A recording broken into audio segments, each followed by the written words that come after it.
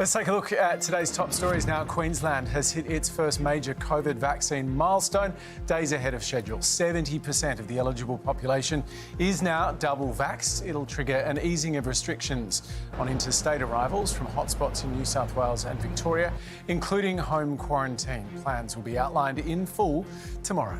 People can start planning now. The most important thing is people looking at the criteria to see if they are eligible to fly into Queensland and to home quarantine.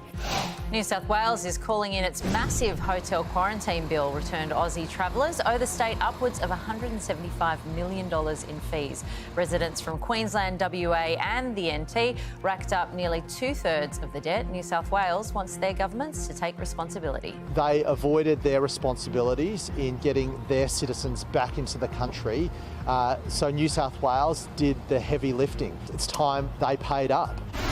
Carlton defender Liam Jones has announced his retirement from the AFL after reportedly refusing to get a COVID vaccine. The 30-year-old had been in talks with the Blues over his future, apparently concerned with the AFL's mandatory jab policy.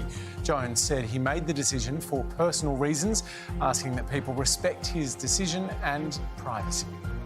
And a 16-year-old league sensation is set to become the highest paid player yet to play first-grade NRL. Manly Sea Eagles junior Latu Fainu has signed a mammoth 4-year contract with the club that's also home to his 3 brothers. If he hits performance targets, he'll become the game's highest paid teen with a seven-figure salary.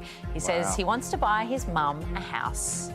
What a good kid and what a player he was. He played the under-16s for Manly, best player of the season, best player in the grand final, 1 of 8. His other 3 brothers play for Manly as well. And he could be a millionaire in any time soon. And I love the fact that he said, I'm going to buy mum and dad a house, because obviously they're supporting 8 kids. There's a bit of tragedy in his family as well, but he's from Western Sydney. It's just a great story to see him doing so well. Yeah, it's awesome. Isn't it amazing? And of course, the dream of buying a house. He's only on 7 figures, which in Sydney will get you a 1-bedroom apartment. Very true, Tommy.